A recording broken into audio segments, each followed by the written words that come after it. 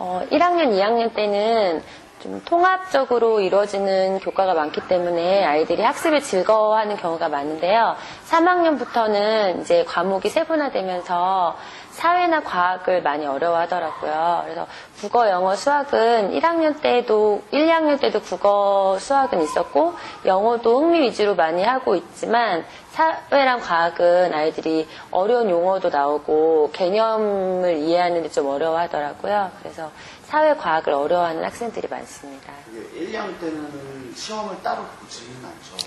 저희 학교 같은 경우에는요, 1학년 2학기부터 국어하고 수학 보고요, 2학년은 1년에 4번 국어, 수학만 보고요, 3학년부터는 국어, 수학, 사회, 과학, 영어 5가지 과목을 보는데, 그래서 3학년부터는 사회, 과학 과목의 시험을 처음 보기 때문에 아이들이 좀 그런 면에 있어서도 어려워하더라고요.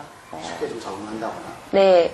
3학년부터 이제 사회가 나오는데 특히 아이들이 조사하거나 스스로 탐구해야 하는 내용이 많아요. 그래서 자기가 스스로 방법을 찾아서 내용을 학습하는 아이들이 좀 더 공부를 잘 하고요. 특히 또 어휘력이 좋은 아이들이 용어 이해하는데 쉽게 이해를 하기 때문에 그런 아이들 또는 미리 1, 2학년 때 다양한 방면의 책을 읽어서 그 기초 지식이 많이 쌓인 아이들은 내용을 쉽게 이해하는 편입니다.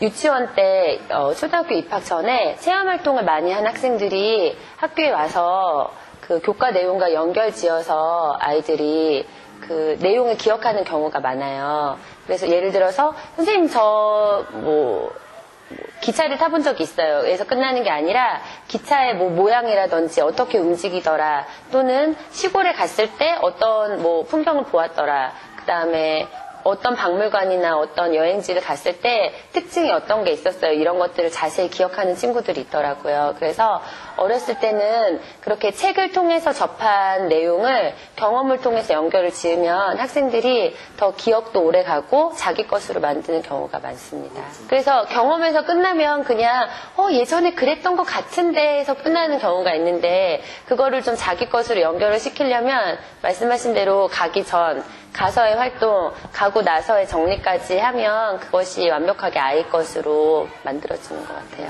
그 사회 과목이 사회 전반의 통합적인 내용을 다루고 있기 때문에요.